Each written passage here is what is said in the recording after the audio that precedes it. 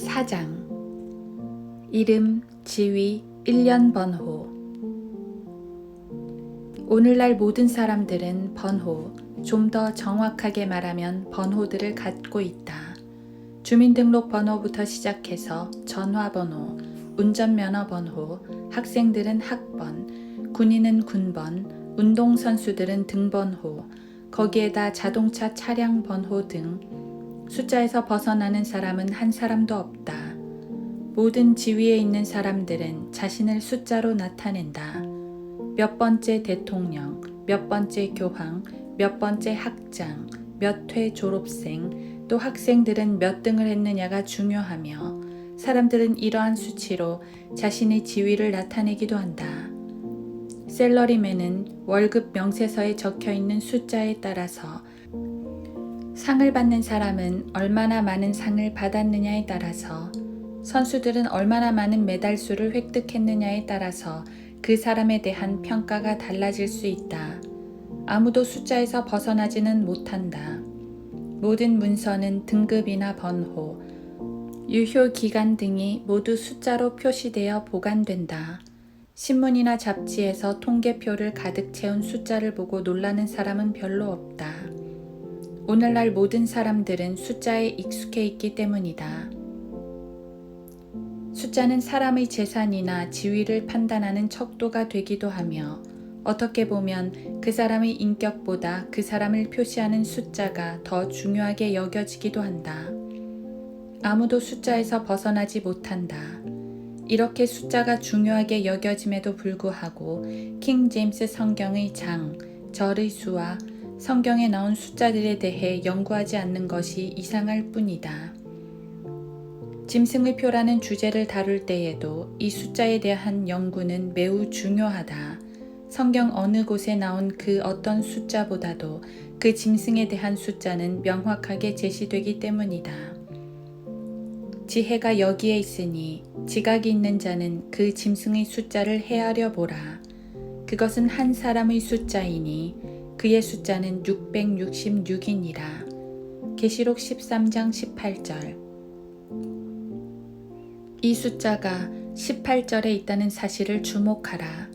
18이라는 숫자는 6이 3개 모인 숫자이다. 즉 666이다. 본문은 6이 3개 모인 이 숫자를 한 사람의 숫자라고 말한다. 단지 인간의 숫자가 아니라 구체적인 한 사람의 숫자이다. 루터와 칼빈 이래로 개혁주의 신학자들은 로마 가톨릭 교회를 너무 미워한 나머지 이 짐승을 그 교회나 또는 교황들로 동일시해버렸다. 물론 이 짐승이 로마 교회와 또 교황들과 관련 있는 것은 분명히 사실이지만 그 짐승 자체가 로마 교회인 것은 아니다. 왜냐하면 본문이 분명히 그 수에 대해서 한 사람의 숫자라고 말하고 있기 때문이다. 이 짐승을 로마 교회라고 말하는 것은 자기의 정체를 가리는 적그리스도에게 다시 한번 속는 것이다. 666이라는 숫자는 계시록 13장 말고도 성경의 다른 곳에서 2번 더 나타난다. 한 번은 역대기하 9장 13절에서 솔로몬에게 바쳐진 금의 무게를 잴 때 나타나고 이상하게도 13절에 나와 있다. 또 한 번은 에스라 2장 13절에서 반역자의 우두머리라는 뜻의 아도니캄의 자손들의 수를 말할 때 나온다. 역시 13절에서 나온다. 우연의 일치치고는 너무나 명확하다. 더욱이 에스라 2장에 나와 있는 명단에서 이 이름은 13번째로 소개되는 이름이다. 예수 그리스도의 제자였다가 배반한 유다 이스카리옷은 영어 철자로 13자다. 그는 예수 그리스도를 한 번도 주라고 불러본 적이 없고 단지 선생님이라고만 불렀는데 요한복음 13장 13절에서 예수님을 선생이라고 부른 것은 이 유다였음이 분명하다. 요한복음 13장 26절에서는 26은 13이 2개다. 사탄이 유다에게 들어간다. 기가 막힌 우연의 일치이다. 하지만 누군가가 이런 현상을 찾기 위해 성경을 유심히 살펴보았다면 숫자에 관한 연구는 충분히 할 수 있었을 것이다. 성경의 장, 절을 구분한 것은 스테파누스가 16세기에나 한 작업인데 그것이 뭐가 그리 중요한가? 하지만 성령님의 간섭하심이 없었다면 이렇게 놀라운 우연의 일치가 나올 수 있었을까? 숫자에 담긴 진리는 계속 이어진다. 성경이 이 짐승의 숫자를 헤아려 보라고 권고했으니 우리는 666을 비롯하여 그 사람에 관한 숫자를 계속 연구해야 한다. 계시록 16장 13절에서는 불결한 삼위일체, 곧 용과 짐승과 거짓 선지자의 관계가 제시된다. 6이나 13이란 숫자와 관련된 구절들을 좀 더 살펴보자. 1. 짐승, 적그리스도에 관한 구절들. 마가복음 13장 6절, 계시록 2장 13절, 에스라 2장 13절, 역대기하 9장 13절, 열왕기하 18장 13절, 사도행전 6장 13절, 디모데전서 1장 13절, 요한복음 13장 13절 26절, 13장 2절, 계시록 13장 6절, 마태복음 26장 65절 등. 2. 용에 관한 구절들. 창세기 13장 13절, 욥기 26장 13절, 시편 74편 13절, 91편 13절, 71편 13절, 이사야 14장 13절, 마태복음 6장 13절, 요한일서 2장 13절, 신명기 6장 13절, 누가복음 4장 13절, 느헤미야 2장 13절 등. 3. 거짓 선지자에 관한 구절들. 사도행전 13장 6절, 에스겔 13장 16절, 누가복음 6장 26절, 계시록 16장 13절. 4. 이들을 따르는 추종자들에 관한 구절들. 신명기 13장 13절, 재판관기 20장 13절, 느헤미야 6장 6절, 골로새서 1장 13절, 디모데후서 3장 13절, 디모데전서 1장 13절, 여호수아 6장 26절 등. 5. 갈라디아서 3장 13절은 우리를 율법의 저주에서 해방시키고 구약의 마지막 책인 39번 책 말라키는 저주라는 말로 끝난다. 그 외에도 신명기 27장 13절, 말라키 4장 6절, 예레미야 26장 6절, 열왕기하 22장 13절, 사도행전 13장 39절을 찾아보라. 13과 그 배수들을 살펴보고 그 우연의 일치에 놀라보라. 성경에 13이 들어가는 수십 개의 장과 절 가운데 겨우 10%만 좋은 내용이고 5%는 중립적이며 85%가 죄와 사탄 그리고 반역과 저주를 담고 있다. 성경에서 13이 처음 나오는 곳은 창세기 14장 4절인데 거기서 13은 왕들이 반역하는 것과 관련해서 나온다. 반역자 님롯도 아담의 13대 후손이다. 역대기상 1장 1에서 10을 보라. 이 숫자에 대한 우연의 일치는 성경 밖에서도 나타난다. 1776년의 혁명, 미국의 독립전쟁은 13개의 주가 13개의 별과 13개의 줄무늬가 그려진 깃발을 가지고 시작되었다. 이것은 영국에 대해 반역한 전쟁이었다. 또 남부가 남북전쟁에서 13개의 별을 취했을 때도 어떤 역사가들은 이 전쟁을 반역전쟁이라고 불렀다. 1달러짜리 지폐를 보라. 성경은 돈을 사랑하는 것이 모든 악의 뿌리라고 말한다. 지폐 뒷면의 오른쪽에 있는 독수리의 왼쪽 발톱에는 13개의 화살이 있고 오른쪽 발톱에는 13개의 잎이 있고 독수리의 머리 위에는 13개의 별과 가슴에는 13개의 가로줄무늬가 있다. 또 또 왼쪽 그림에는 13층짜리의 피라밋이 있고 그 위에는 라틴어로 하나님은 우리가 하는 일에 미소 지으신다 라는 말이 써 있는데 이 라틴어 철자는 모두 13자이다.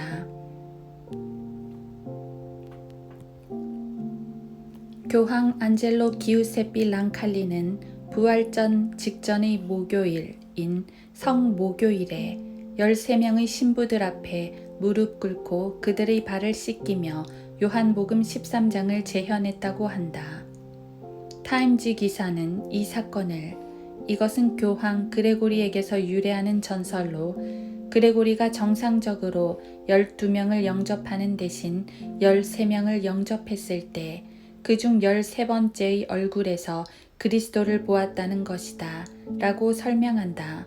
도대체 어떤 그리스도를 말하는 것인가?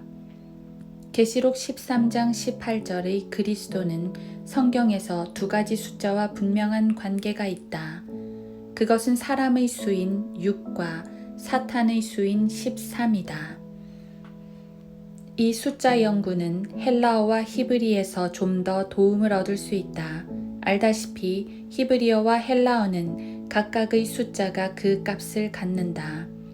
예를 들어 헬라어에서는 알파가 1, 베타가 2, 감마가 3, 델타는 4, 엡실론은 5, 제타는 7, 에타가 8, 세타는 9, 이오타는 10, 카파는 20, 람다는 30, 미가 40, 뉘가 50, 크시가 60, 오미크론이 70, 피가 80, 로는 100, 시그마는 200, 타우는 300, 윕실로는 400, 피는 500, 키는 600, 프시가 700, 오메가는 800이고 히브리어에서는 알렙이 1, 베드가 2, 기멜이 3, 다렛이 4, 해가 5, 와우가 6, 자이는 7, 헷은 8, 테드는 9, 욤은 10, 카프는 20, 라멧은 30, mem은 40, 누는 50, 사맥은 60, 아이는 70, 페는 80, 사디는 90, 코프는 100, 레쉬는 200, 씨는 300, 타우는 400이다. 자, 666을 헬라어와 히브리에서 찾아보자. 학자들은 알파에서 오메가까지 어떠한 숫자라도 조합하면 나름대로의 뜻이 되므로 이러한 조합은 의미가 없다고 말할지 모르지만 우리가 지금까지 숫자들을 조사한 바로는 이 연구가 매우 큰 의미가 있다. 적그리스도는 어떠한 방법을 써서라도 자기의 정체를 밝히는 길에서 빠져나가려고 하지만 성경은 어떠한 방법을 써서라도 그를 잡아내고야 만다. 카이사는 헬라어로 666이다.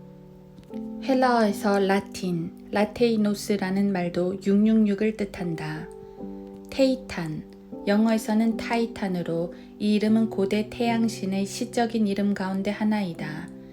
이 신은 태양의 날에 숭배되었고 그의 생일은 12월 25일이다. 타이탄도 300 플러스 5 플러스 10 플러스 300 플러스 1 플러스 50은 666이다. 네론 켓살, 네로 황제도 50 플러스 200 플러스 6 플러스 50 플러스 100 플러스 60 플러스 200은 666이다. 고대 히브리어로 로마는 로빗인데 그 수도 200 플러스 6 플러스 40 플러스 10 플러스 10 플러스 400은 666이다.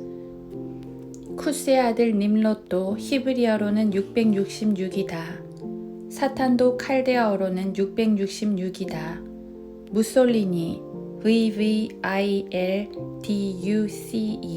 총통만세도 666이다. 그런데 여기서 VVILDUCE는 헬라어와 히브리어 뿐만 아니라 라틴어에서도 그 수의 값이 일치한다. V는 5를 나타내며 L은 50, C는 100, D는 500을 뜻한다. DUCE 총통의 U는 V와 같은 값이다. 로마식 철자에서는 U 대신에 V를 사용하기 때문이다. 그래서 VVIL DUCE 총통 만세는 완전한 666이다. 이것으로 스코틀랜드의 설교자 맥버니는 무솔리니를 적그리스도와 동일시했다. 그는 적그리스도가 의시되고 호언장담하며 지옥에서 올라오는 전쟁광으로 나타나지 않는다는 기본적이고 정통한 모든 성경 계시의 원리를 몰랐던 것이다. 이 모든 인물들이 적그리스도의 예표로서 그의 숫자 666을 차지하지만 아직 적그리스도는 이 명단 안에 없다. 그럼에도 불구하고 666의 모든 조합이 이교도이든 카톨릭이든 파시스트이든 간에 결국 로마를 가리킨다는 것은 뭔가 분명한 것을 암시한다. 하나님의 대리자.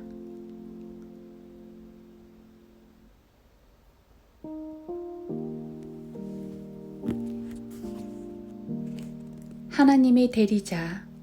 이 말은 수세기 동안 많은 교황의 이마에 충실히 붙어 다녔다.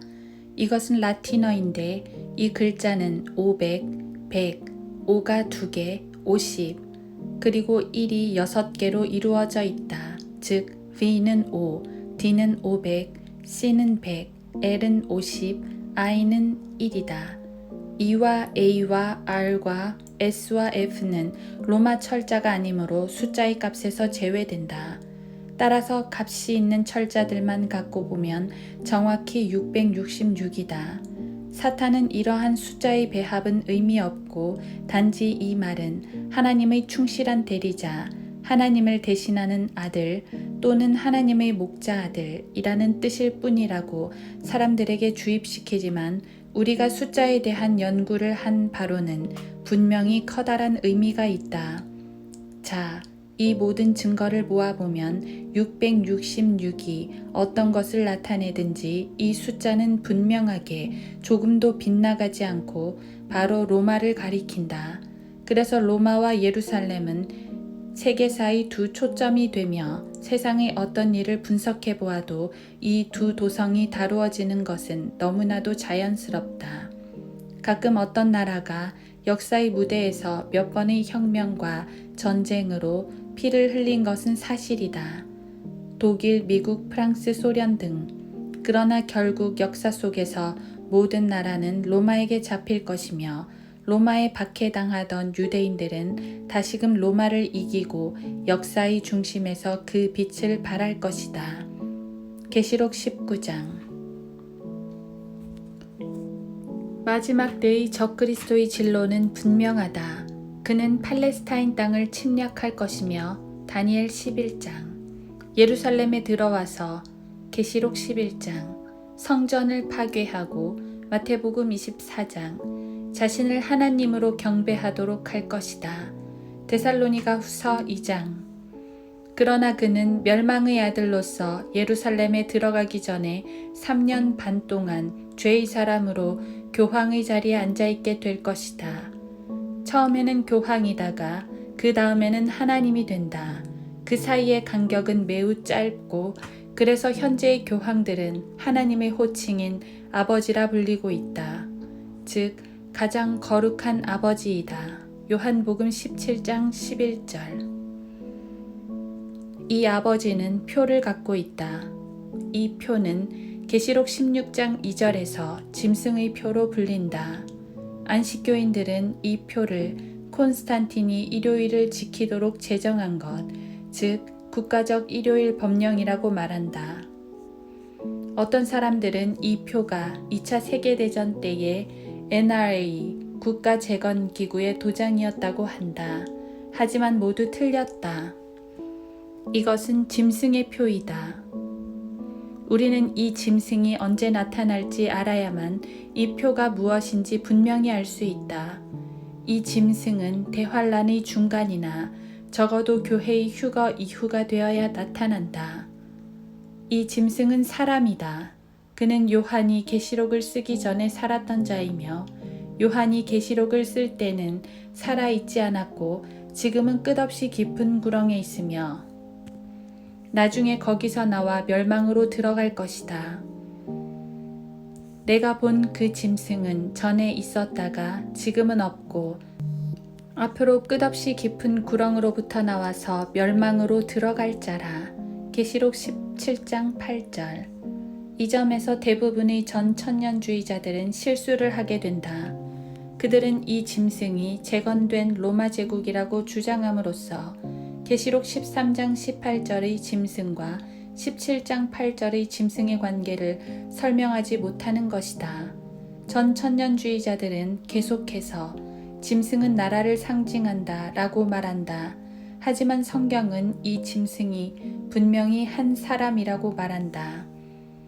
물론 다니엘 7장 23절에서처럼 짐승이 나라를 상징할 때도 있지만 넷째 짐승은 땅 위의 넷째 왕국이 되리니 다니엘의 짐승들은 1차적으로 왕들을 상징한다. 이 커다란 네 짐승은 땅에서 일어날 네 왕이라 다니엘 7장 17절. 그러므로 그 짐승은 특정한 사람이다. 그는 과거에 살았고 지금은 살아있지 않지만 미래에 다시 끝없이 깊은 구렁에서 올라올 것이며 그는 멸망의 아들이기 때문에 데살로니가 후서 2장 3, 4절 다시 멸망으로 들어갈 것이다. 이 설명에 꼭 들어맞는 인물이 성경에 있는지 보자. 1. 끝없이 깊은 구렁은 마귀들의 소굴이며 파괴라는 뜻의 아바돈, 아폴루온 두 이름을 가진 천사가 그 소굴을 다스린다. 계시록 9장 1에서 11절. 2. 이 천사는 마귀이다. 그는 끝없이 깊은 구렁을 다스리는 왕이며 거기가 바로 그의 처소, 자기 거처이다. 계시록 9장 11절, 사도행전 1장 20절, 25절. 3. 그가 올라올 때 그는 멸망의 아들 또는 저주의 아들로 불린다. 여기서 멸망이라는 말은 계시록 9장 11절의 아폴루온, 즉 파괴자라는 뜻이 헬라어 단어와 똑같은 말이다. 4. 그런데 마침 성경에 멸망의 아들로 불리는 자가 있다. 요한복음 17장 12절. 그의 이름은 유다 이스카리옷이다. 5. 그는 두 개의 이름을 가졌는데 하나는 히브리 이름이고 다른 하나는 헬라어 이름이다. 계시록 9장 11절. 6. 그는 마귀이며 요한복음 6장 70, 71절. 죽어서 자기 거처로 갔다. 사도행전 1장 25절. 유다 이스카리옷은 비록 여자에게서 태어났으나 사실 그는 인간이 아니라 마귀였다. 요한복음 6장 70, 71절. 카인이 여자에게서 태어나기는 했으나 실제로는 악한 자에게 속하였다. 요한일서 3장 12절. 고 한 것 같이 유다도 사람처럼 걷고 사람처럼 말하고 사람처럼 먹고 성장하고 잠을 자고 심지어 복음을 전파하기도 하고 이적들을 행하기도 했으나 마태복음 10장 1에서 13절. 그의 창조주께서는 그에 대해 분명히 말씀하셨다. 예수께서 그들에게 대답하시기를 내가 너희 12를 택하지 아니하였느냐 그러나 너희 중에 하나는 마귀니라고 하시니라. 주께서는 시몬의 아들 유다 이스카리옷에 대해 말씀하셨으니 요한복음 6장 70, 71절. 독자들이 믿든 안 믿든 유다는 성경의 요구들을 채울 유일한 인물이다. 3년의 짧은 기간 동안 역사에 나타나서 자살로 죽은 그 마귀의 화신, 그 육체에서 분리된 영은 그의 거처로 돌아갔다. 마귀들이 들어간 돼지떼가 가다레노 지방에서 한꺼번에 자살한 것, 마가복음 5장 1에서 20절과 마찬가지로 인간의 삶 속에 들어간 이 마귀도 자살함으로써 생명을 끊었다. 그의 이름은 히브리어로 유다 이스카리옷, 즉 카리옷 사람 유다이다. 시리아계 유대인으로서 그는 다니엘 8장 21에서 25절의 내용에 놀랄 만큼 부합한다. 카리옷의 못쓰는 팔과 예레미야 48장 25절, 스가랴 11장 17절에 나오는 거짓 목자의 못쓰는 팔, 그리고 그 구절 바로 앞에 있는 유다 이스카리옷에 대한 직접적인 언급, 스가랴 11장 10에서 15절을 주목하라. 내가 그들에게 말하기를 너희가 좋게 생각한다면 내 값을 내게 쳐주고 그렇지 아니하거든 그만두라 하였더니 그들이 내 값으로 은 30개를 달았느니라. 주께서 내게 말씀하시기를 그것을 토기장이에게 던지라. 그들이 나를 매긴 좋은 값이라 하시기에 내가 은 30개를 취하여 주의 집에 있는 토기장이에게 던졌더라. 스가랴 11장 12에서 13절. 양떼를 버려둔 우상 목자에게 화 있으라. 칼이 그의 팔과 그의 오른 눈에 임하리니 그의 팔은 바싹 마르고 그의 오른 눈은 완전히 어둡게 되리라. 스가랴 11장 17절. 그의 신분을 규정하는 이 자리에서 어떠한 실수도 있어서는 안 된다. 유다는 자신이 유다라고 드러낸 적이 없었다.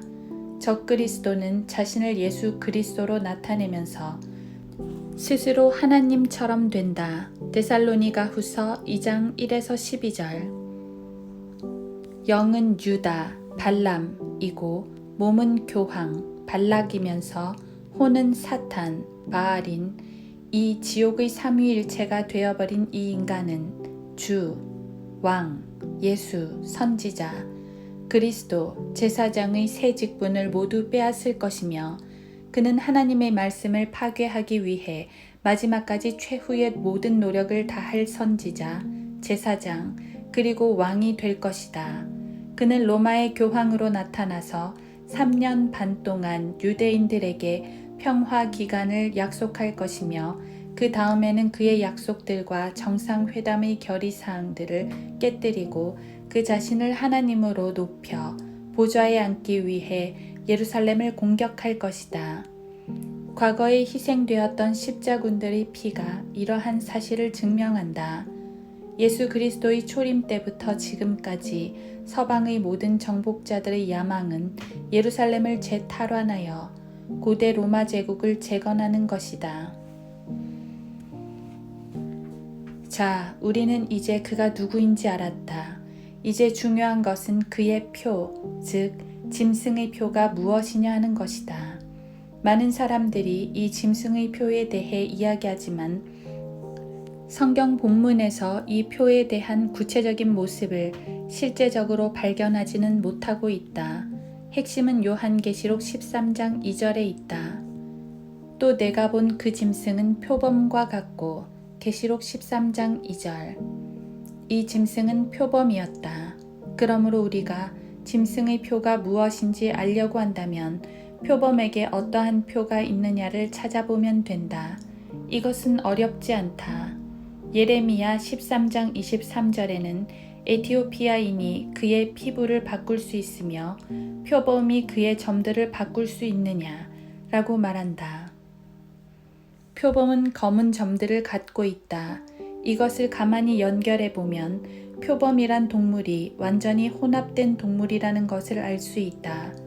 표범의 몸은 아시아 사람들처럼 노란 갈색이며 배는 유럽 사람들처럼 하얀색이고 몸 전체에는 점이 박혀 있는데 그 점들은 아프리카 사람들처럼 검은색이다. 그리고 그 점들은 반달 모양을 두 개 합쳐 놓은 것과 같다. 이 점을 자세히 보면 두 개의 큰 검은 입술과 매우 흡사하다. 그렇다면 이것은 입맞춤과 관계되어 있다. 이 입맞춤은 유다가 예수님을 배반할 때 사용한 신호이다. 이 입맞춤은 경배의 표시이기도 한데 모든 로마 카톨릭 교도들은 마리아상의 발등에 입맞추어 경배한다. 앞에서 보았던 X로 끝나는 단어를 다시 한번 기억해보자. 표범은 고양이과에 속한다. 라틴어로 고양이는 펠릭스이다. 미국에서는 링스라고도 하는데 이는 살쾡이이기도 하다.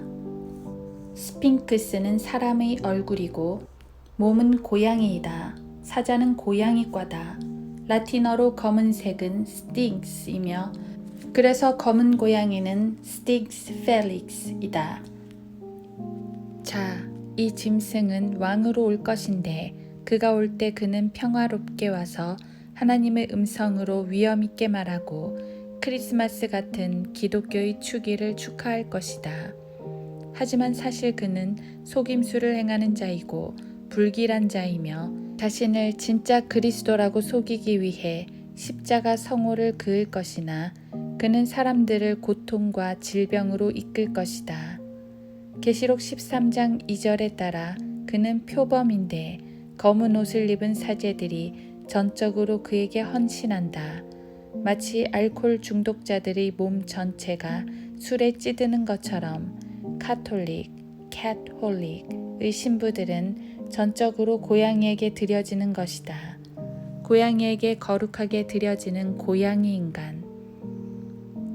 그러므로 흑인 음악가들이 캣을 노래 부르는 것은 전혀 이상할 것이 없다. 카톨릭 신부들이 검은 옷을 입는 것도 매우 자연스러운 현상이다. 스핑크스가 함족의 고장인 북부 아프리카에 만들어진 것도 당연하다. 변개된 성경인 바티칸 사본이 이집트 알렉산드리아 계열이라는 것이 조금도 이상할 것이 없다. 자, 모든 것은 고양이와 표범, 입맞춤과 십자가 표시로 이어진다. 십자가는 콘스탄틴이 사탄에게 이 표시로 정복하라고 들은 그 표시이다. 십자가의 표시는 항상 있어 왔으며 앞으로도 항상 있을 것인데 이는 저주의 표시이다. 갈라디아서 3장 13절. 계시록 6장 2절의 흰말 탄 자는 활을 가졌으나 사랑과 입맞춤으로 다가온다. 그는 환호를 받으며 올 것이다. 카톨릭 신자들이 마리아를 환호하는 말로 할리 메리라고 외치는 것과 얼마나 유사한가. 사람들은 카톨릭이라는 말이 보편적인 또는 세계적인 이라는 뜻이라고 이해한다. 하지만 이러한 뜻은 카톨릭 중에서 홀릭과만 연결되는 말이다. 캣은 여지없이 고양이를 가리킨다. 고양이에게 전적으로 드려진 사람들, 이들이 바로 카톨릭이다. 적그리스도는 바로 거기에서 나올 것이고 그는 그 종교 집단을 관장할 것이다. 자, 길게 설명했던 말들을 세 부류로 나누어 보자. 한 부류는 X에 관한 것으로 또 한 부류는 색깔과 관련해서 나머지 한 부류는 나라와 관련해서 나누면 다음과 같이 정리될 수 있다. 파라독스, 역설, 팍스, 평화, 렉스, 왕, 복스, 음성, 섹스, 음행, 계시록 2장 20절에서 21절, 탁스, 부담, 사울과 관련해서 사무엘상 8장, 벡스, 고통, 바알과 관련해서 민수기 25장 18절, 엑스, 도끼, 목베임과 관련해서 계시록 20장 4절, 박스, 장사 지냄, 폭스, 역병, 심한 상처, 스틱스, 검정, 죄로 인한 흑암, 링스, 살쾡이, 펠릭스, 라틴어로 고양이, 징스, 불길한 징조, 헉스, 속임수, 스핑스, 고양이 인간, 폭스, 여우, 예수님은 헤롯을 여우라고 부르셨다. 누가복음 13장 32절, 헥스, 마법, 악한 주문을 거는 것, 식스, 사람의 숫자, 엑스, 밖으로, 락스, 느슨한, 게으름, 삭스, 풍악대, 다니엘 3장 3절 5절, 플럭스, 불규칙한 흐름. 검정색은 밤이나 죽음의 상징이다. 어떤 나라의 어떤 단어에서도 검정은 순결이나 진리, 영광, 용기 등은 상징하지 않는다. 검은 옷을 입은 신부들, 검은 옷을 입은 수녀들, 검은 고양이는 경고의 대상이다. 서양에서 과부들은 장례식 때 검은 옷을 입는다. 검은 말이 나오는 계시록 6장 6절은 기근을 보여준다. 등화 관제, 블랙아웃은 빛을 완전히 가리는 것이다. 검은색과 흰색은 반대된다. 검은색은 다른 색과 혼합함으로 회색이 되려 한다. 검은 연기는 교황이 선출될 때 사용된다. 함족의 땅 아프리카는 검은 대륙이라고 불린다. 창세기 10장의 함을 검색하면 검정 또는 그을린 검정, burn black이 된다. 함의 모든 자손은 적도 주변에 몰려 있다. 아프리카는 함의 땅이다. 시편 106편, 107편. 이스라엘을 억압했던 이집트는 아프리카에 있다. 이집트가 있는 아프리카는 성경에서 세상의 모형으로 제시된다. 이곳은 철 용광로로 불린다. 북아프리카는 파라오, 적그리스도의 모형이 위치한 곳이다. 이탈리아에서 꼽힌 이 라틴 교회는 사실 북아프리카에서 유래했다. 어거스틴 터툴리안 등. 북아프리카에서 만들어진 원문에서 바티칸 사본과 신의 사본이 만들어졌다. 이 두 사본은 검은 제의를 입은 카톨릭 사제들이 있는 곳에서 발견되었다. 이 모든 것을 요약해 보면 이러한 특징을 지니고 있는 어떠한 종교도 그 방식이나 모양, 형태에 관계없이 성경적 기독교 신앙과는 전혀 관계가 없다는 것이다. 어떠한 믿음을 주장하든지 또는 얼마나 위대한 역사적 증거가 있든지 간에 성경은 그 자체의 권위로서 이 모든 것들에 대해 명백하게 정의해 놓고 있다. 이것은 사탄의 믿음이며 사탄의 그리스도이고 사탄의 교회이다. 우리는 짐승의 표를 찾아냈다.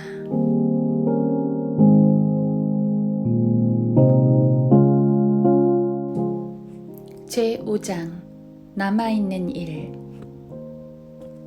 만약 독자들이 이 책에 나오는 성경 구절들을 모두 찾아가며 자세히 짐승의 표를 연구했다면 그 분명한 진리 앞에서 오히려 도망쳐버리고 싶은 심정일 것이다. 왜냐하면 이 엄청난 진리를 감히 받아들일 만한 준비가 되어 있지 않았기 때문이다. 이 가르침이 계속될수록 독자들은 성경을 덮어버리고 뒤로 물러나서 정통 학문과 일반적인 신학의 안락한 품속으로 피신해 보려는 욕망을 억누르지 못할 것이다. 하지만 분명히 다가올 성경의 진리 앞에서는 아무도 피할 수 없다. 이 짐승은 분명히 이름과 숫자와 표를 가지고 등장할 것이다. 17세기 초 메이플라워호에 탔던 무리 중에서 로빈슨 목사는 루터교는 루터와 함께 끝났고 칼빈주의자들은 칼빈과 함께 끝났으나 하나님께서는 그분의 거룩한 말씀으로부터 훨씬 더 귀중한 진리를 부어주실 것이다 라고 말했다. 마찬가지로 침례교인들은 스펄전과 함께 끝나버렸고 전 천년주의자들은 스코필드와 함께 끝나버렸다. 그들은 자기들의 위대한 영웅에게 너무 많이 기대는 바람에 하나님께서 성경 안에서 무한히 주시는 향상된 계시를 놓쳐버렸다. 루터교인들은 루터의 가르침을 뛰어넘지 못하고 칼빈주의자들은 칼빈의 가르침을 뛰어넘지 못한다. 그 당시 나름대로는 향상된 계시였으나 그 추종자들에 의해서 끝나버리는 것은 그들이 성경을 의지하지 않고 자기들의 영웅에게만 의존하고 있기 때문이다. 그러나 그 어떤 교단의 영웅도 짐승의 표에 대한 분명한 진리를 제시하지 못했다. 그러므로 성경에서 제시되는 이러한 교리는 독자들에게 받아들여지기 매우 어려운 것이다. 맨 앞에서도 설명했지만 사람들이 이 교리를 받아들이기 어려워하는 이유는 그들이 그동안 이러한 진리를 거부하도록 교육받았기 때문이다. 로마 카톨릭은 성경을 변개시켰을 뿐만 아니라 성경 해석을 왜곡하였다. 성경, 특별히 예언에 관한 부분들은 비유적이고 영적인 부분이기 때문에 어느 하나도 문자적으로 해석할 필요가 없다는 것이다. 카톨릭이 이같이 하는 동안 세상 학문은 인본주의를 가르쳐 왔다. 사람들이 서로 모여 선을 행해보려고 하고 의로운 일을 도모하려고 하지만 결국 그들이 하는 유일한 일은 성경을 거부하는 것이며 성경적 기독교를 제외한 모든 종교끼리는 화합하는 것이다. 그들의 연합 속에서 성경은 점점 더 거부되게 되고 이 연합은 점차로 적그리스도이기를 예비하며 종국에는 그 짐승을 받아들이도록 준비되어 가고 있다. 왜냐하면 이 모든 것은 불의를 좋아하는 모든 자들의 배후에서 미혹의 영이 역사하고 있었던 것이기 때문이다.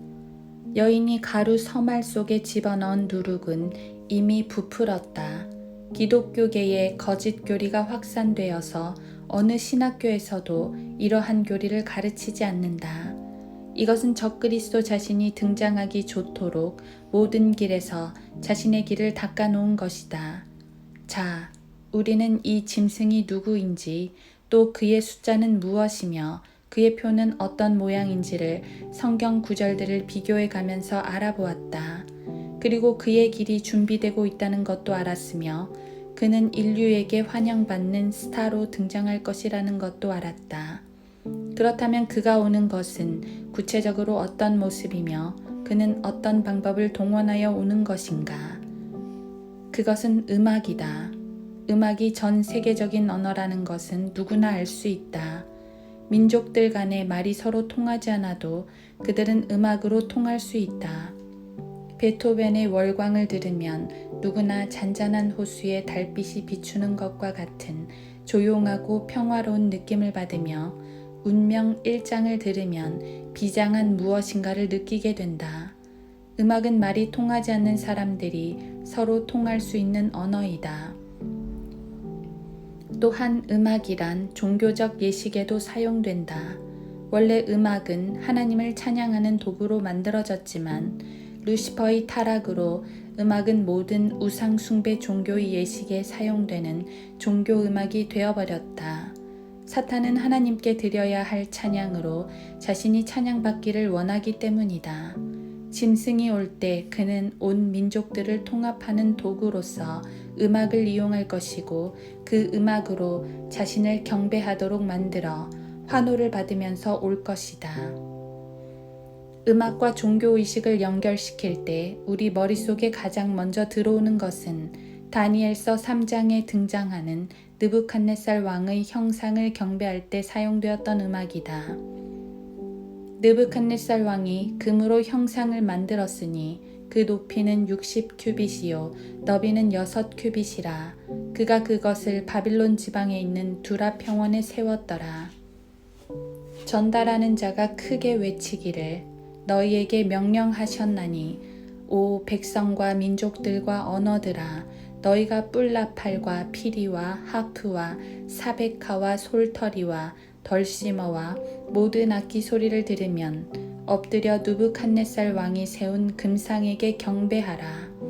그러므로 그때 모든 사람들이 뿔나팔과 피리와 하프와 사베카와 솔터리와 모든 악기 소리를 들을 때에 모든 백성과 민족들과 언어들이 엎드려서 느부갓네살이 세운 금상에 경배하더라. 다니엘 3장 1에서 7절. 우상 숭배를 위해 웅장한 오케스트라가 연주되었다는 것을 보라. 느부갓네살은 적그리스도의 한 모형이다. 사람들이 그 형상에게 경배할 때 음악이 사용되었다. 최초의 음악은 에스겔 28장에 등장한다.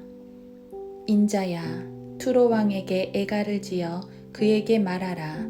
주 하나님이 이같이 말하노라.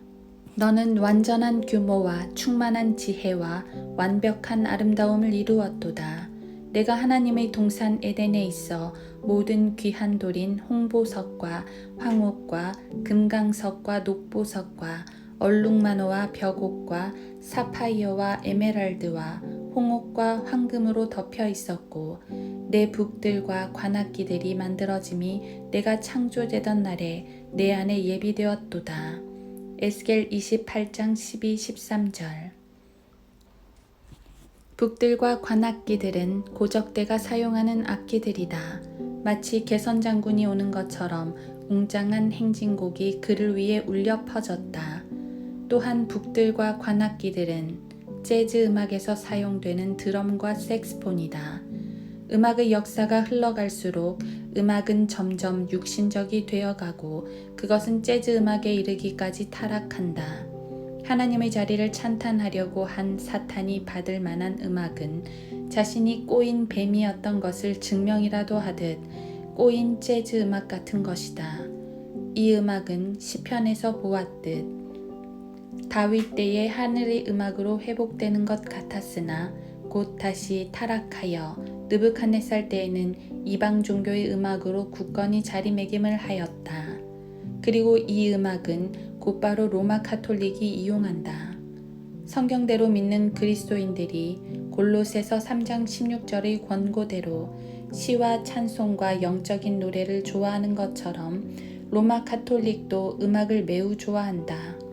미사곡들을 비롯하여 성인들을 찬양하는 음악은 카톨릭 교회당의 합창대에서 떠날 줄 모른다. 그들이 얼마나 음악을 좋아하냐 하면 항상 외우는 기도문들에도 음악적 운율이 있을 정도이다. 중세시대 때 어두컴컴했던 교회당 안과 마찬가지로 어두컴컴한 성가곡들을 넘어가면 위대한 프로테스탄트의 음악이 들린다. 루터가 있었고 에라스무스가 있었고 표준 원문이 있었던 독일에서의 바하와 킹제임스 성경이 있었던 영국에서의 핸델의 음악은 다시금 다윗 때와 마찬가지로 영적인 음악들을 회복시킨다.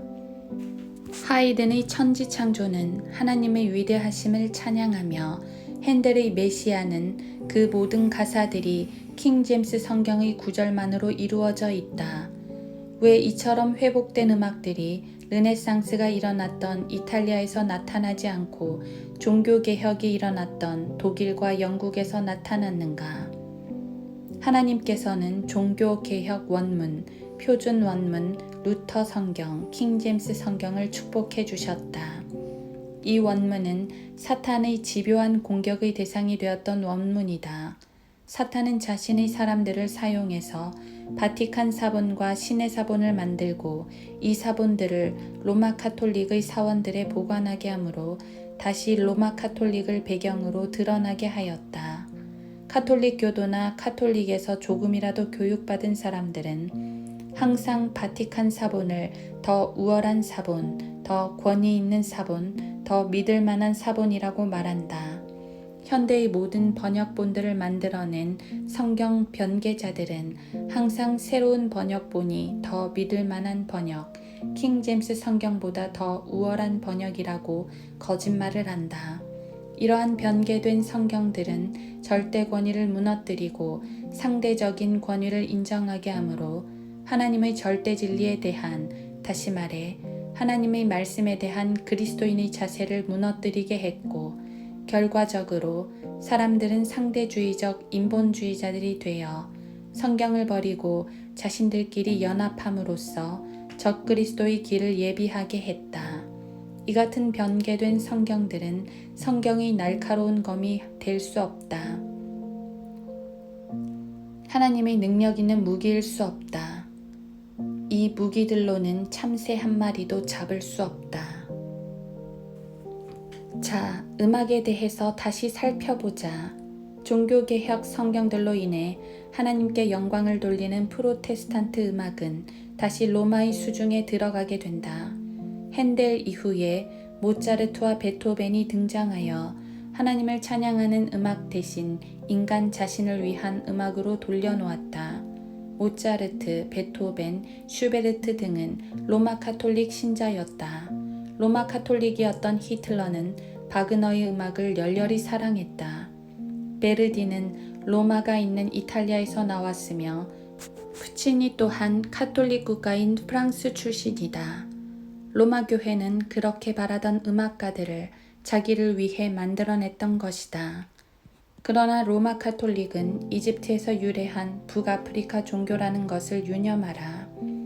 사실 그의 비장의 무기는 고전 음악이 아니다. 그가 궁극적으로 취할 음악은 아프리카를 배경으로 하는 음악이다. 앞에서 캐톨릭이라는 말을 북아프리카와 연관시켜 설명한 것을 기억하라. 이 흑인 원시 종교의 유산은 북아프리카에서 왔다. 이것은 성경적이지도 기독교적이지도 않다. 신약 성경에서 그리스도인은 하나님과 그분의 말씀 이외에는 그 무엇에도 영광을 돌리거나 경배하거나 존경하거나 귀하게 여기거나 경외한 적이 없었다. 부모가 영광받는 것은 마땅하나 에베소서 6장, 골로새서 4장 더 영광받으셔야 할 분은 우리 주님이시다. 누가복음 12장 49에서 53절. 그러나 하나님께 영광을 돌리지 않는 로마 카톨릭을 보라. 그들은 미사를 행하고 그 사제들은 북아프리카 페니키아에서 유래한 검은 제복을 입고 창세기 10장 노래를 부르며 성사들을 행하고 물을 뿌려 세례를 주고 주문을 외우며 묵주를 돌린다. 그리고 거기에 아프리카의 리듬이 교묘하게 가미되어 사람들에게 마법을 건다. 이 이교도들을 주목하라. 모든 이교도들은 춤을 춘다. 또한 모든 이교도들은 옷 벗는 것을 좋아한다. 이 모든 이교도는 몸에 페인트 칠하는 것을 좋아하고 모든 이교도들은 극단적으로 종교적이다. 수십 년간 오지에서 현장 사역을 경험한 선교사들의 보편적인 증언들은 이러한 사실들을 분명하게 확인해 준다. 그리고 지상의 모든 이교도는 그들의 이교적인 관습을 하나도 버리지 않은 채 로마 교회 체제에 흡수되어 지금까지 그리스도인으로 행세할 수 있다. 로마 카톨릭은 포교를 할 때 정복당한 그 이교도들의 풍습을 그대로 허용하고 또 유지시켰다. 스페인에 의해 기독교화된 나라들, 멕시코, 쿠바, 자마이카, 중앙아메리카, 브라질, 베네수엘라 등이 이를 증명한다. 남미에는 오늘에 이르기까지 피부 페인트 칠, 나체, 염주, 춤과 미신들이 남아있다. 그들은 짐승이 무대에 입장하기만을 끈기 있게 기다리는 것이다. 카톨릭의 남아있는 문제는 신부들의 위엄과 장엄함을 거스르지 않는 상태에서 아프리카 재즈를 어떻게 예배에 재삽입하는가이다. 거룩한 교황의 음악은 아프리카적이다. 수도원에서 흘러나오는 가지런한 음조의 라틴 노래들이 어떻게 그 침울한 탄식조의 노래에서 재즈 음악으로 변할 수 있을까? 그것은 갑자기 이루어진 것이 아니다. 이것은 단계적으로 이루어졌다. 첫째 단계. 모든 공립학교에서 성경 과목을 빼버린다. 그런 후에 이 세속적인 교육은 학생들에게 아프리카의 섹스 춤이 전혀 나쁘지 않다고 가르치며 재즈 음악을 배우라고 가르칠 것이다. 이 단계가 성공하면 이제는 교회들이 젊은 세대들의 흥미를 갖추기 위해서 그들의 예배를 다채롭게 준비해야 할 것이다. 둘째 단계. 흑인 영가는 카톨릭을 위해 충분히 아프리카적이기 때문에 카톨릭 종교의식에 사용되는 것이 허락되며 차츰 종교적인 화려함을 위해 장려된다. 이런 단계들은 일찍이 취해졌고 이제 흑인 연가는 더욱 활발해지기 시작한다. 흑인 연가를 통해서 재즈 음악으로 나아가고 그 재즈의 리듬은 현재의 모든 기독교 현대음악 CCM에 사용된다.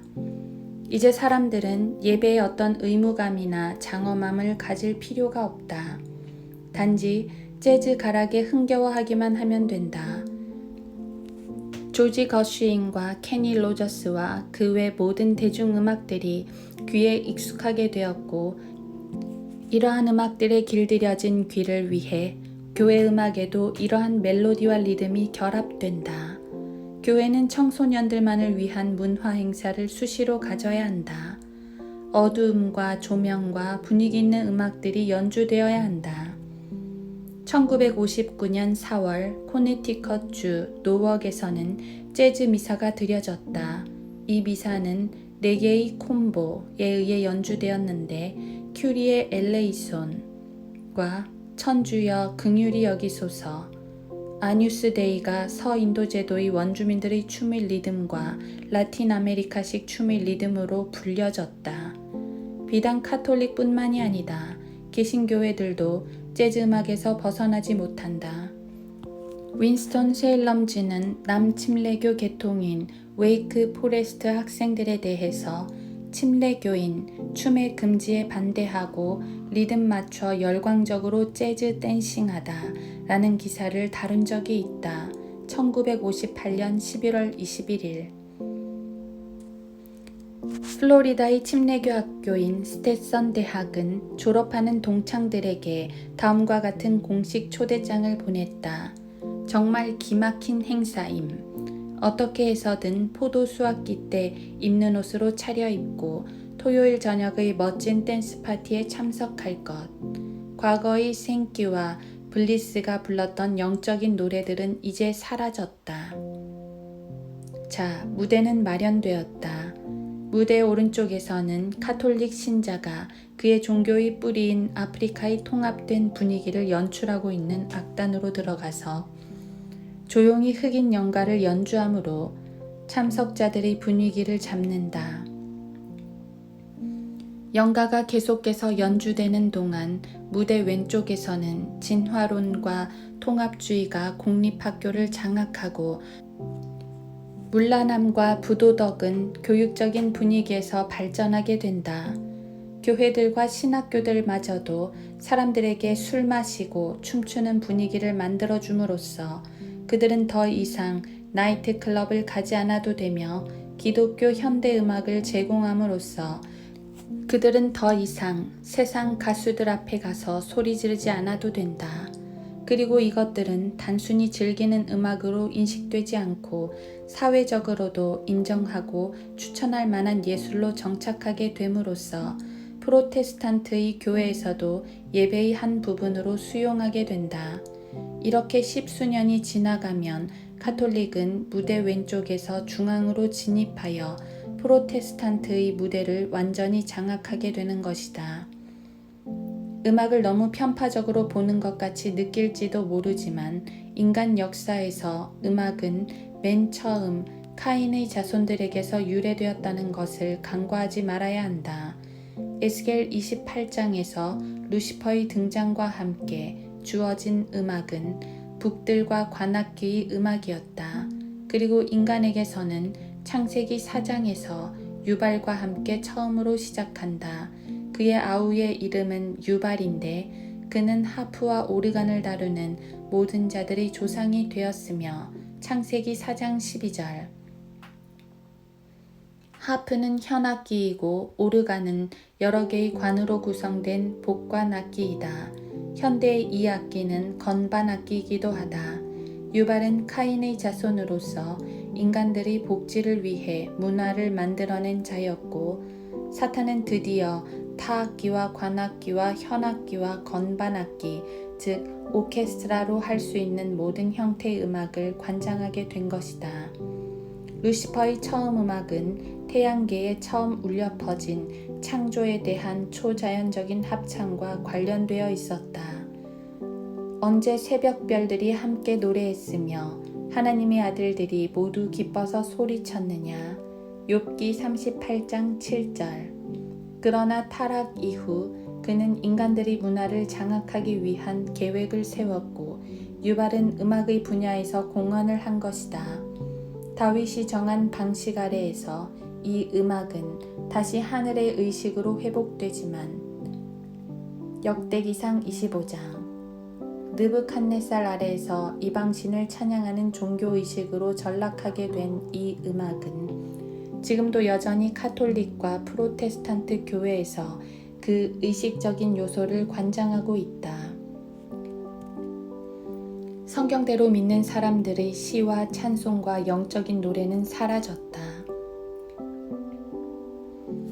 바하와 핸델의 하나님을 찬양하는 그 거룩한 송시도 사라졌다.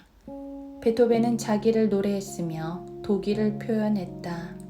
위대한 인문주의의 지휘봉 아래 그의 3번, 5번, 6번, 9번 교향곡들은 그에게 주신 은사로 하나님께 영광을 돌리는 대신 자기에게 영광을 돌리는 무대로 신속히 돌아가게 된다. 그에게 있어서 자신은 곧 음악이고 음악은 곧 자신이었다. 예수 그리스도와 성경은 어디에서도 등장하지 않는다. 그는 독일인이므로 그의 작품에서는 독일적인 냄새가 강하게 드러난다.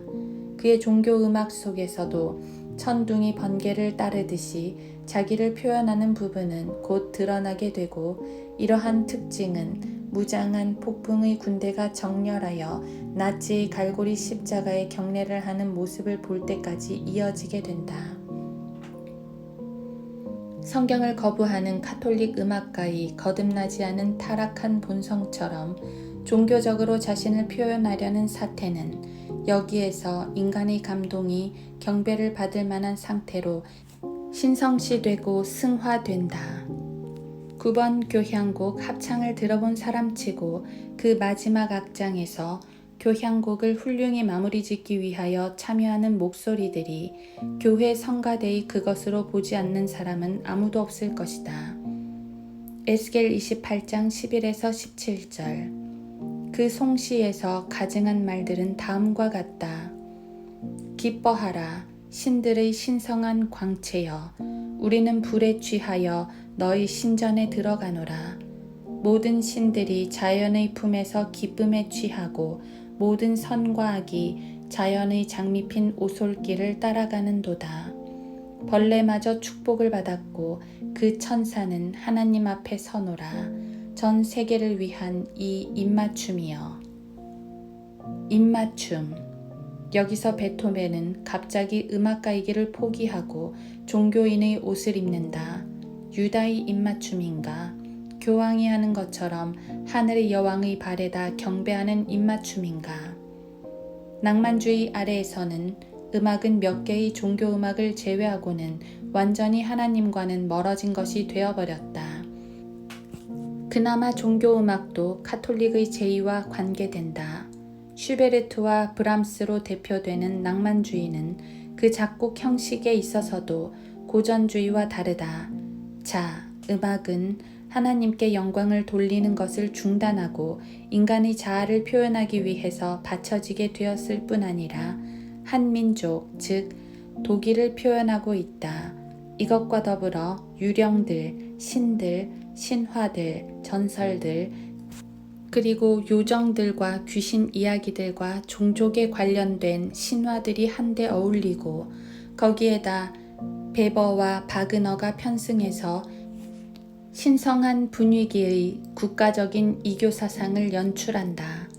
고전적인 프로테스탄트 음악은 끝장이 난 것이다. 베토벤을 또 다른 방향에서 보면 브람스가 된다. 마지막 고전주의자로서 그의 4개의 교향곡은 순수 종교음악을 지향하는 마지막 끄트머리이다. 여기서부터 현대음악이 시작되며 바그너의 음악을 수입하는 러시아 음악도 시작된다. 차이코프스키, 무소르그스키, 라흐마니노프, 스트라빈스키, 림스키-코르사코프는 독일이 아닌 러시아를 위해 신성한 분위기의 국가적인 이교 사상을 발전시킨다. 계속해서 근대주의와 현대주의 음악이 줄을 잇게 되고 그러는 가운데 고전음악은 그 미천이 다 드러나게 된다. 고전음악은 더 이상 고전음악이 아니게 된다. 음악가들은 더 이상 하나님께서 그들에게 부여하시는 음악을 만들지 못하며 뭔가 다른 것들을 묘사하기 위해 음악을 쓸 뿐이다.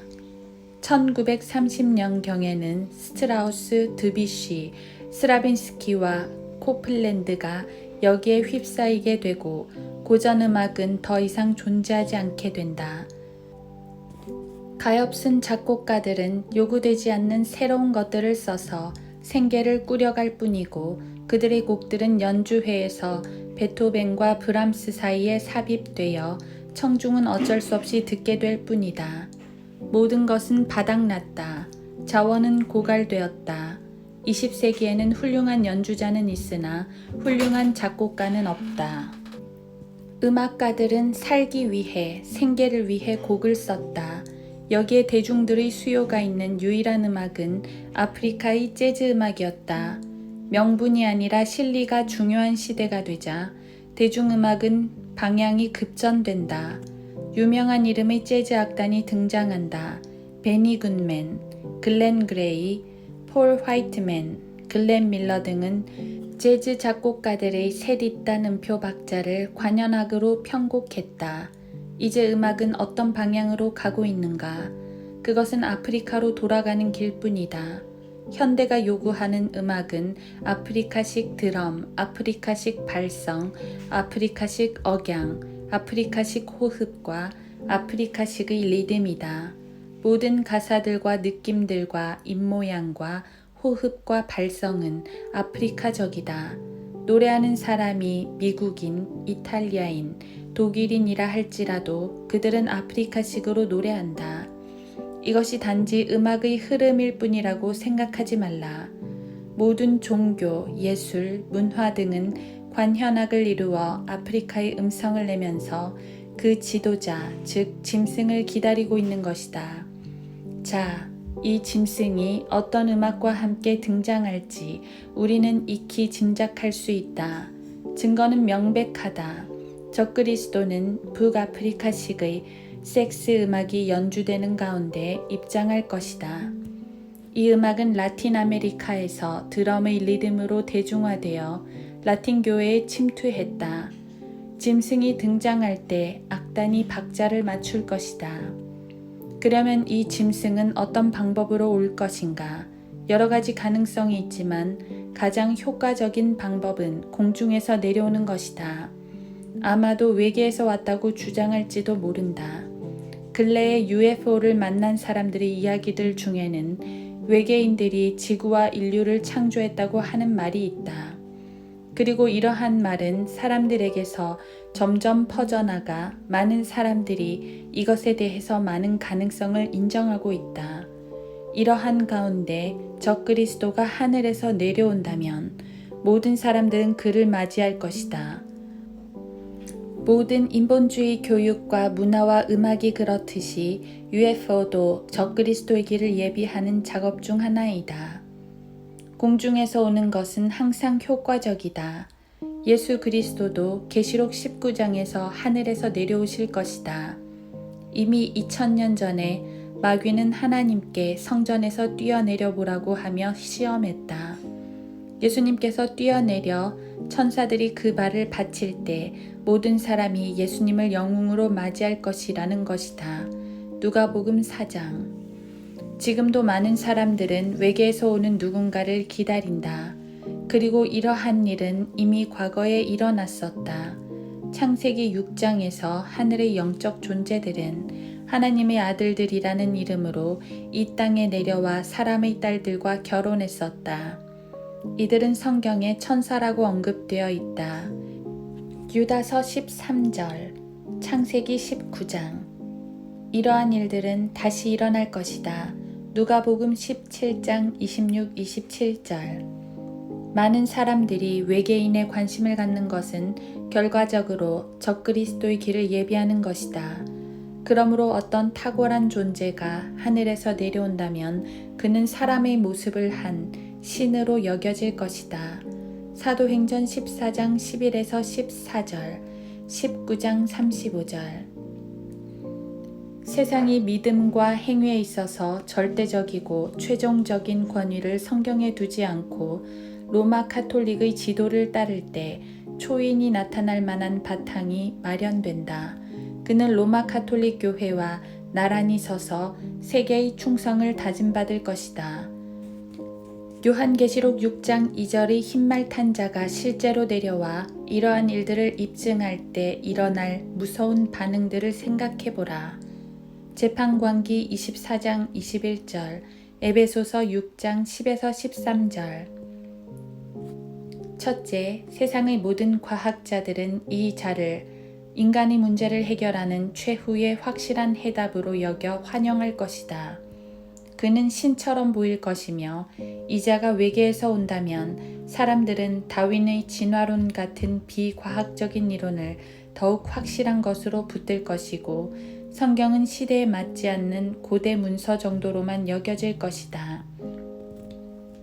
이러한 출현은 다른 별에도 생명체가 있다는 것을 증명하는 것이 될 것이고 하나님은 육신으로 오셨다는 등의 성경 진리는 모두 허튼 소리로 여겨질 것이다. 그리고 이것은 핵 물리학자들, 천체 물리학자들, 우주 비행사들 같은 과학자들을 세계적인 명성과 칭찬의 무대로 올려놓을 것이다. 참으로 적그리스도가 올 때 과학은 그의 발 앞에 엎드려 경배할 것이다. 둘째, 가톨릭 교회는 외계에서 온 그자가 자기들의 교회를 유일한 참된 교회로 인정한다는 것에 대해 자랑스러워할 것이다. 그래서 모든 가톨릭 교도들은 내가 익히 알고 있었지. 나는 정통교회에 속했다니까. 역시 프로테스탄트는 이단이었어. 가톨릭이 정통이야. 저것 봐. 우리의 위대한 영웅이 그것을 증명하잖아. 라고 소리칠 것이다. 가톨릭의 모든 불경건한 전통은 정통교리로 인정될 것이고 그 교회가 역사적으로 범한 모든 죄악들이 건전한 행동으로 인정받을 것이다. 지금은 모든 가톨릭 교과서에서 왈덴시안이나 위구노들에 대한 학살이 감추어져 있지만 그때에는 그들이 이단이었기 때문에 가톨릭 교회가 그들을 처형한 것은 매우 당연한 일이었다고 자랑스럽게 드러낼 것이다. 프로테스탄트들에게는 교황의 보좌 앞에 무릎을 꿇으라고 강요할 것이고 많은 개신교인들이 그 앞에 무릎을 꿇을 것이나 뒤늦게 깨닫고 순교하는 사람들도 있을 것이다. 6억의 가톨릭 교도들은 이미 한 사람을 경배할 준비가 되어 있고 적절한 교황이 나타나기를 기다린다. 만약 그가 외계에서 내려오는 것이 성도들의 휴거와 동시에 일어난다면 그는 가장 효과적이고 환영받을 수 있을 것이다. 수백만의 사람들이 갑자기 사라져 온 세상이 술렁거릴 때 새로 나타난 이 사람은 휴거에 대해 적절한 변명을 할 것이다. 다른 혹성에 더 훌륭한 문명이 존재한다는 것을 증명하며 자기의 권위를 강화시키는 이 사람이 수백만의 사람들이 갑자기 사라진 현상에 대해 어떠한 변명인들 하지 못하겠는가. 예수 그리스도의 재림은 믿지만 재림 이전에 휴거가 일어난다는 그 신비를 믿지 못하는 사람들이 있다. 마귀가 휴거와 동시에 나타나서 예수 그리스도가 재림한 것이라고 주장할 때 이 무리들이 마귀에게 바쳐질 것들을 생각해보라. 어느 날 밤엔가 갑자기 폭탄이 폭발하는 듯한 천둥 소리 같은 엄청난 굉음이 들릴 것이다. 욥기 37장 1에서 6절. 하늘에서는 번개들이 빗발치고 아래에서는 땅이 진동한다. 마태복음 24장 27절. 시편 29편. 건물들이 요동하고 유리창들이 깨지며 땅은 지진이 일어나 여기저기 솟아오르고 꺼질 것이다. 이러한 혼란 속에서 그리스도의 피로 구원받은 거듭난 그리스도인들은 나팔 소리와 함께 이리로 올라오라고 부르는 음성을 듣게 된다. 데살로니가 전서 4장, 시편 50편, 이사야 26장. 대기권을 지나 태양계를 넘어 은하계와 성운과 성단을 넘어 변화된 수백만의 초자연적인 몸들이 빛보다 빠른 속도로 올라간다. 수천 개의 무덤은 열려서 텅텅 비게 된다. 그리스도인들은 휴거될 때 예수 그리스도의 몸과 같이 될 것이다. 요한일서 3장 2절. 이 몸은 벽도 통과하고 요엘 20장 19절. 순간적으로 우주 저 너머 셋째 하늘에 갔다 올 수 있는 몸이다. 요한복음 20장 17절에서 주님은 아직 아버지께 올라가지 않으셨기에 마리아에게 만지는 것을 허락하지 않으셨는데, 마태복음 28장 9절에서는 여인들이 주님을 만지는 것을 허락하셨다. 주님은 그 사이에 하늘로 올라가셨다가 다시 내려오신 것이다. 이 몸은 살과 뼈로만 구성되어 있고 피는 없었다. 누가복음 24장 39절. 그리스도인들이 휴거될 때 변화된 몸은 예수 그리스도의 부활하신 몸처럼 피 없는 살과 뼈로만 구성된 몸으로 그분의 영광스러운 몸처럼 초자연적인 몸이 될 것이다. 이렇게 되기 위해 그리스도인들의 살과 뼈는 영광된 몸으로 바뀔 것이나 피는 없어져야 한다. 예수님도 죽으실 때 피를 쏟아 놓으셨다. 요한복음 19장 34절. 아담이 창조되었을 때도 살과 뼈로만 구성되어 있었다. 창세기 2장 23절. 피는 나중에 들어온 것이다. 그래서 원래 있던 살과 뼈는 변화될 수 있으나 나중에 유입된 피는 쏟아버리고 올라가야 한다. 처음 얼마 동안 사람들은 충격과 혼란 속에서 비명을 지르며 사랑하는 사람들을 찾고 사방에 날린 파편들과 유리 조각들 사이에서 방황할 것이요.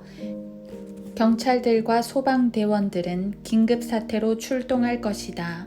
고속도로는 운전자들의 휴거로 말미암아 사고난 차량으로 마비가 될 것이며, 군대는 선전포고 없이 전쟁이 일어난 것으로 알고 즉각 전투 태세를 갖출 것이다.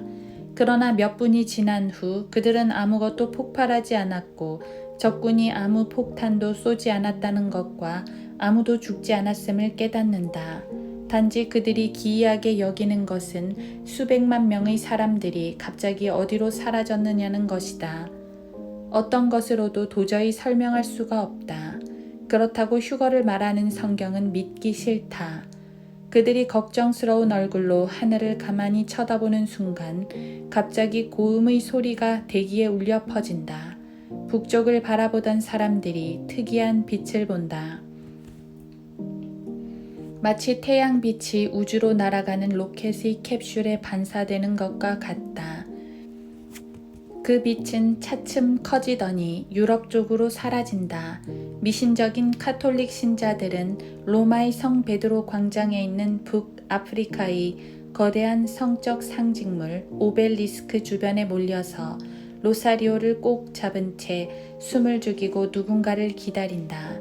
그때 신비스러운 물체가 밝은 빛에 둘러싸인 채 서서히 내려온다. 고음의 소리는 지켜보던 군중들이 환호할 때까지 점점 커지더니 갑자기 멈춘다. 곧이어 그 물체는 땅에 닿고 모든 사람들이 무릎을 꿇고 십자가 성호를 그을 때 문이 열리고 그 안에서 건장한 인물이 나온다. 그의 모습은 후광으로 쌓여 있고 땅으로 내려올 때 그의 손은 활 쏘는 자의 손, 즉 두 손가락을 들어 올린 모양을 하고 있다. 그때 그리스도의 낮고 부드럽게 울리는 음성이 들린다. 화평을 너희에게 주노라. 자, 그의 표를 받으라. 당신은 한 번도 성경의 예언에 관하여 관심을 보이지 않았고 한 번도 당신과 당신의 조상의 전통에 거슬리는 진리를 받아들이지 않았다. 자, 그의 표를 받으라. 당신은 마귀의 정체를 폭로한 성경을 믿지 않았고 어디까지나 인본주의적으로 형제애를 나누며 성경을 저버린 채 인간들의 의지로 세상을 회복시키려고 노력했다. 불의를 좋아하고 진리를 미워하는 자여, 그의 표를 받으라. 자, 그의 표를 받으라. 그로 당신의 손바닥이나 이마에 입맞추게 하라. 당신은 로마 교회의 그리스도만을 항상 믿었지 거룩한 성경의 주 예수 그리스도는 한 번도 제대로 믿지 않았다. 어서 그의 표를 받으라. 자, 물론 이것은 하나의 시나리오이다. 이 가짜 그리스도가 출현할 때 그가 어떻게 등장할지에 관한 세부 사항들은 아직 성경을 통해 좀 더 연구되고 밝혀져야 한다. 특별히 이 자가 출현하기 전에 세상이 이 자를 받아들일 만한 준비가 어떻게 되어가고 있는가에 대해서는 더 깊은 연구가 이루어져야 할 것이다. 하지만 어쨌든 그는 나타날 것이다. 분명히 나타날 것이다. 그 죄의 사람이 오고 있다. 그의 이름과 표와 숫자를 가졌다. 대부분의 사람들은 그가 누군지 알 수 없으나 우리는 하나님께서 우리에게 주신 그분의 바른 말씀에 의해서 그에 대해 다음과 같은 사실들을 알 수 있다. 1. 그의 종교는 로마 카톨릭일 것이다. 2. 그의 국적은 함족 계통인 시리아계 유대인일 것이다. 3. 그의 전통과 성경은 북아프리카에서 유래한다. 4. 그는 자신이 예수 그리스도라고 주장할 것이다. 5. 그는 죄의 사람으로 로마에 3년 반 동안 있을 것이다. 6. 그는 멸망의 아들로 예루살렘에 3년 반 동안 있을 것이다. 7. 그는 과학과 외계에 관한 권위자가 될 것이다. 8. 그는 전 세계를 향해 입맞추는 태도로 평화롭게 올 것이다. 9. 그의 교회의 예배에는 아프리카 음악을 사용할 것이다. 10. 그는 바알 숭배를 회복할 것이다. 11. 그는 지상의 모든 카톨릭 신자들과 자유주의자들을 완전히 바보로 만들 것이다. 12. 그의 숫자는 6과 13과 관련될 것이다. 13. 고양이와 여기에서 파생된 낱말들이 그의 체제를 확증할 것이다. 14. 그가 가장 좋아하는 색깔은 검정색이다. 15. 그의 오른팔과 오른눈은 상하여서 못쓰게 된다. 16. 그는 고대 로마 제국을 재현할 것이다. 17. 그는 이스라엘에게 우호적이었다가 돌변하여 그들을 죽일 것이다. 18. 그는 자신을 하나님으로 내세워 제물을 바치도록 강요할 것이다. 19. 그의 신분을 나타내는 글자는 X이다. 20. 그는 병개된 성경의 결정체로서 배교한 프로테스탄트와 로마 교회가 조만간 추진하게 될 새로운 성경을 전적으로 승인할 것이다.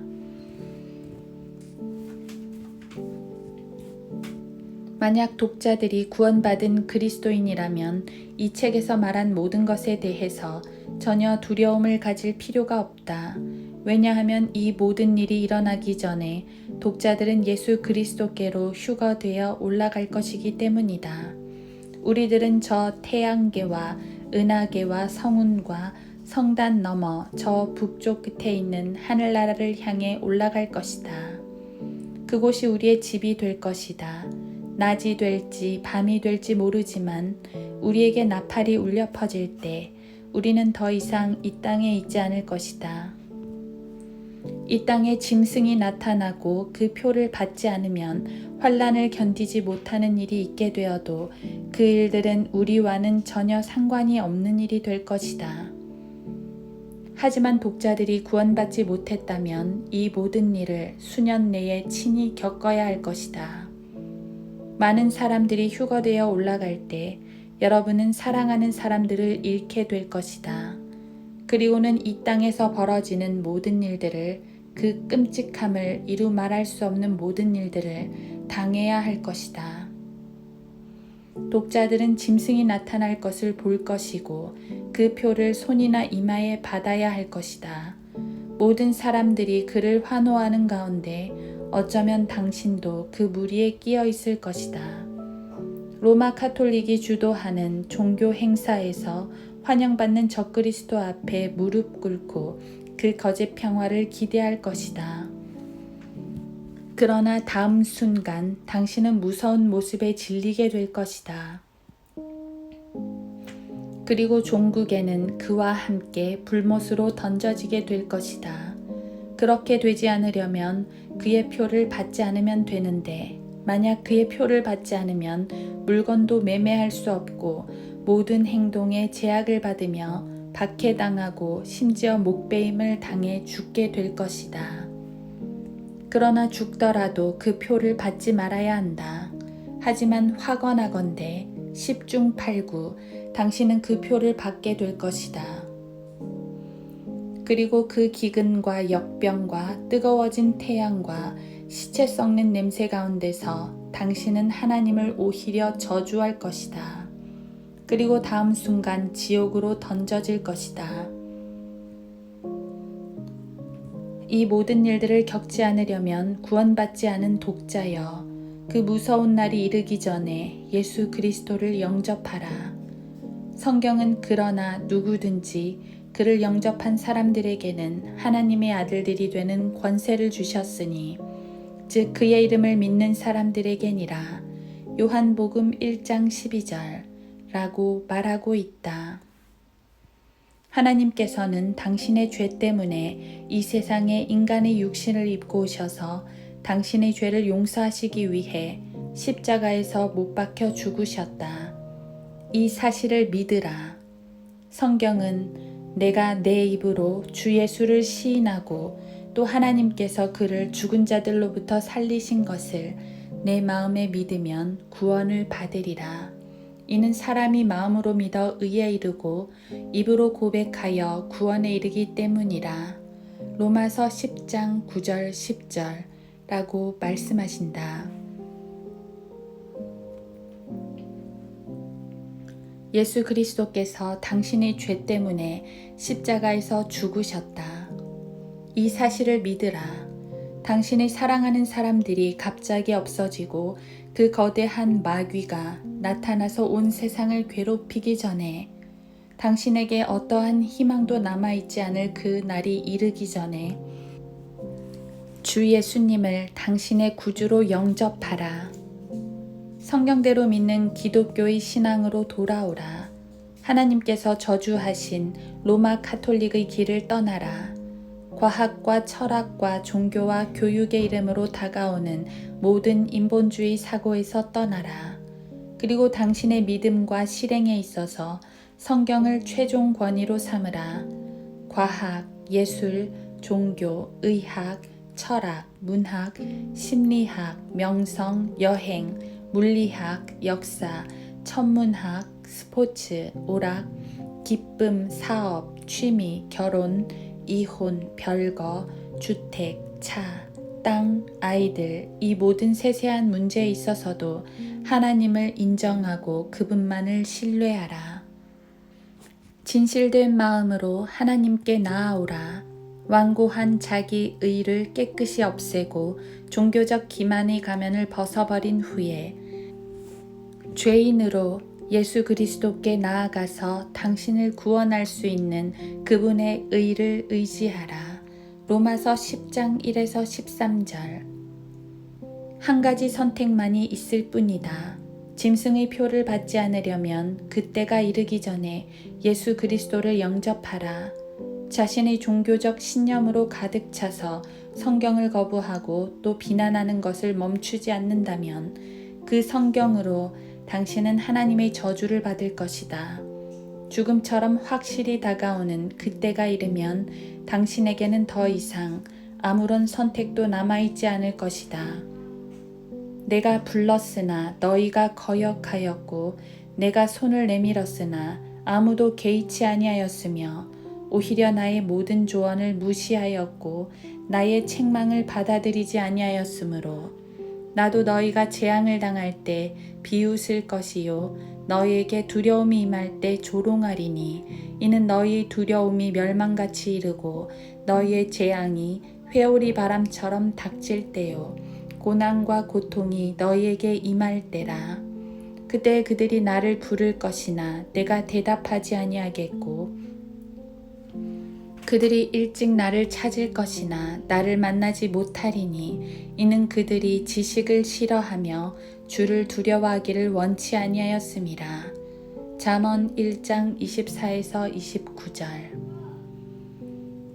두 가지 길 외에 더 이상 선택할 것은 아무것도 없다. 우리가 보내야 할 모든 시간과 영혼은 단 두 가지 판결에 달려 있다. 오라, 내 아버지의 복을 받은 자들아. 마태복음 25장 34절. 아니면 너희 저주받은 자들아, 내게서 떠나 마귀와 그의 천사들을 위하여 준비한 영원한 불 속으로 들어가라. 마태복음 25장 41절이다.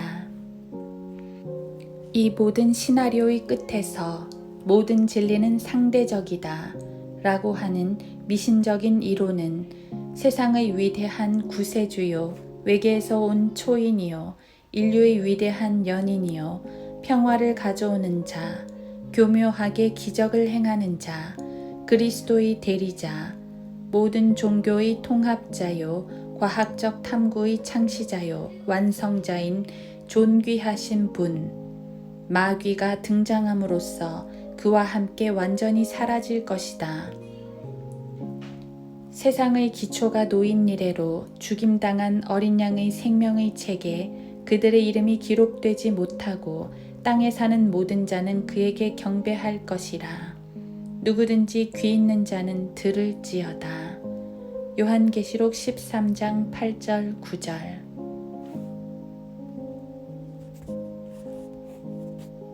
맺은 말. 이 글은 진 딕슨과 노스트라다무스가 감히 시도하지 못했던 예언적인 정확도를 절대무오한 하나님의 말씀에 힘입어 시도한 글이다. 분명히 말하지만 필자의 의도는 필자가 예언자가 된다든지 점쟁이처럼 말하는 것이 아니었다. 어디까지나 정확무오한 하나님의 말씀인 킹 제임스 성경을 문자적으로 정확히 연구한 결과였다. 이제까지 다윈이나 헉슬리, 듀이, 러셀, 아인슈타인 등 전통을 따른 과학적인 탐구는 이러한 예언에 대한 수학적 확률들에 대해 충분한 대답을 할 수 없었다. 사람들은 흔히 다음과 같은 질문을 한다.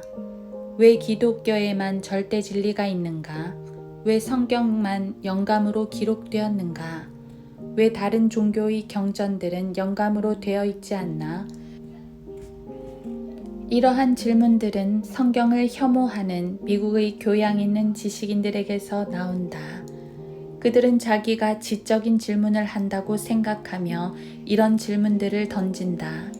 그러나 성경에서 이미 성취된 예언에 대해 조금이라도 공부해 본 사람은 감히 이런 질문을 할 수 없을 것이다. 수학적으로 그 확률들은 거의 가능성이 없었지만 초림에 관한 구약의 모든 예언들은 문자적으로 정확히 성취되었다. 이제 남은 것은 재림에 관한 예언들이고 그 예언들도 역시 문자적으로 정확히 성취될 것이다. 이 책은 정확히 성취되는 그 예언들이 어떤 모습으로 성취되는가를 보여주는 책이며 로마 카톨릭이 미워했고 프로테스탄트들이 무지했고 현대 과학이 조롱한 그 진리를 분명하게 밝힌 책이다. 이 책을 읽고 사건들이 이 책에서 말한 대로 이루어져 가는 것을 본 독자들은 이 글을 단지 훌륭한 추측이라고 생각해 버릴지도 모르며 이 책의 원고가 처음 완성된 것은 1960년이었다. 여기에 언급된 대로 사건들이 전개되지 않는다면 그들은 다 같이 안도의 한숨을 내쉴 것이다. 사실 이 책의 내용이 역사 속에서 결과가 드러날 수학적인 확률은 10의 91승분의 1이다. 어떤 과학자들도 자기가 말하고 생각하고 가르치고 집필하고 실험한 것에 대해서 이러한 확률을 생각하지 못했을 것이다. 하지만 필자는 결과에 대해 전혀 걱정하지 않는다. 왜냐하면 이 모든 것들은 성경을 철저히 검증하여 얻은 결과이기 때문이다. 어차피 하나님의 정확무오한 예언은 인간들의 관점으로 볼 때는 절대로 일어날 수 없는 확률이었다. 그러나 그 예언의 성취를 보면 그 불가능한 확률 가운데서 이루어지는 하나님의 역사와 그 놀라운 예언에 감탄하지 않을 수 없는 것이다. 기다려보라. 이 모든 것들은 분명히 증명될 것이다.